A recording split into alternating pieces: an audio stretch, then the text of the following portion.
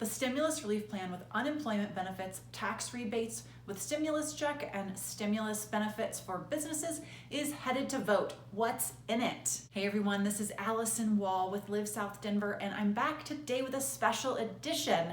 I only do a video normally once a week, as many of you know. However, this new bill and the stimulus package is headed to vote, and there's so much in it that's great for taxpayers and the small businesses that keep America chugging along. So I wanted to do a quick recap of some of the key pieces that are in this bill. And I thought you might want to hear about some of that too. Now I'm gonna have to tell you, I'm probably gonna be reading notes this video, so I hope you'll bear with me, but let's get right to it and start with the thing that's gonna affect probably right now the greatest number of people, and that is the unemployment benefits. Here's what the bill is offering. The unemployment insurance is going to offer up to an additional $600 per week, not just $600, an additional $600 per week for up to 4 months. And these benefits get extended to the self-employed, independent contractors, and those that just have a limited work history on the whole. There were some legislators that were having concern about the fact that there could be people that were gonna make more money while they stayed home and didn't work than those who had been working before this bill passed and they got unemployment benefits. But because of the need to do something that covered the greater good, those concerns got pushed to the side, and this bill is heading over for vote with these things intact. Okay, on to those stimulus checks for taxpayers. In the previous draft, my understanding was that they were going to be basing your income eligibility based on 2018 tax returns. Well, in this bill draft, it's going to be based on 2019 tax returns. So I know they've done an extension where you don't have to file until June, but if you can, go ahead and file now. Because for those people who have filed or are going to be filing soon, especially electronic filing, they're going to be looking at your income for this last year, your 2019 year.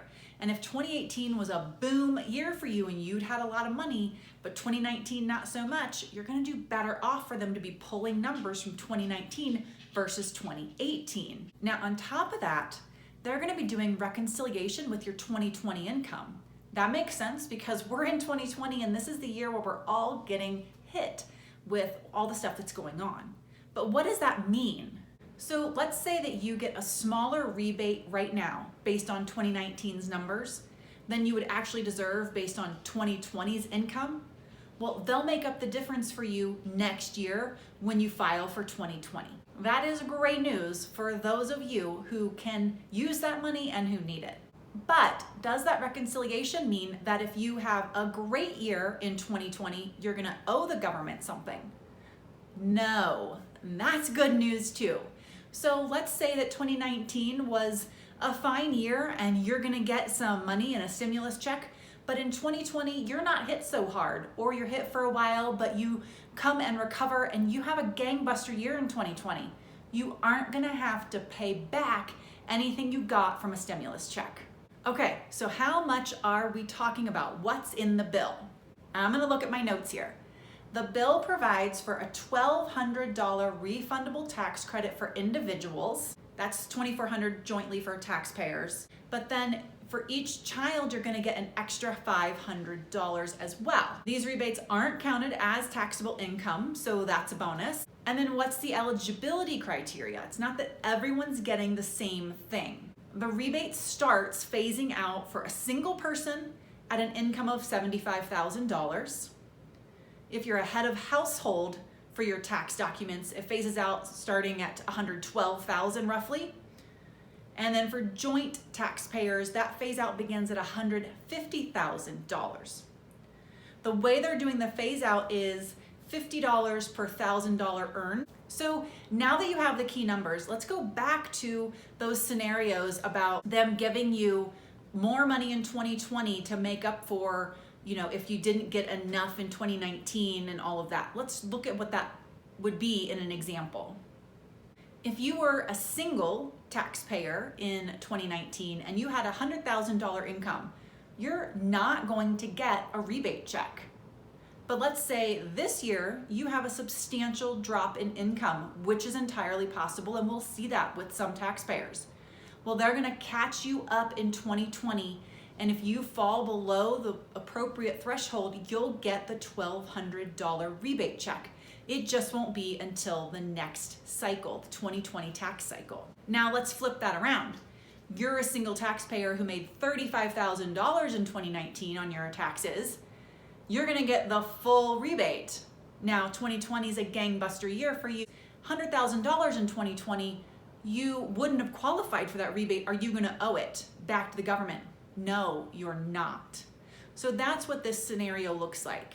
Okay, so when might you see the checks? Everybody who's really biting at the bit for these, who's already feeling the pinch and wants this money, what are we thinking? Well, yeah, I really have no idea, but here's what we're seeing in the media. We do know that the IRS has also been hit by coronavirus, so things are moving slowly there too. It's part of the reason we all got an extension for our taxes. It's not just for us. It is helpful for them. E-filers can start to expect to see theirs coming in the next few weeks after the bill is approved. It's going to vote maybe today. We'll see, and it does have to be approved, but then shortly thereafter they can get things going. Paper checks are on a whole different timeline.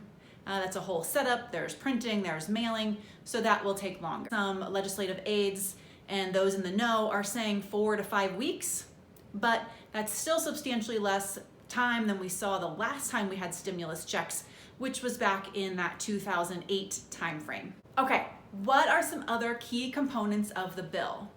Well, there's over $450 billion going to businesses, states, and cities. And in particular, there are some carve-outs that are probably of some interest to you. That $454 billion is lending, and sections of that is going to airlines, air cargo, and national security. If you're watching here in Denver, we are a top aerospace city. So this funding means there is money going into national security projects, and that means jobs. For those of you in other cities, this money is doing the same thing where you are. Businesses, cities, the states, and it is going to be supporting the job network and keeping people employed. There's another $350 billion allocated to paycheck protection plans. This is for businesses of many sizes. We've got the over 100 plan, over 100 employee plan, and the under 100 employee plan. Help employers keep their people on the payroll. And then the government is waiving the 10% early withdrawal penalty for retirement accounts, so that if people are affected by the virus financially, they can tap into what they have, withdraw it, and use it. And there are protections in this bill for us as taxpayers, since this becomes our debt. Here are the protective measures that were baked into the bill. Businesses controlled by the president, senior executive branch officials, members of Congress are barred from receiving funds under this package. And also prohibited are children, spouses, and in-laws of these officials from getting loans or investments from treasury programs. So they have really tried to come at this from all angles, from supporting, pouring money in, lift the tide, as well as protect all of us and the money that they're pouring in as we have more debt that we now have to pay off. Subscribe if you found this helpful, stay healthy, and I'll see you soon.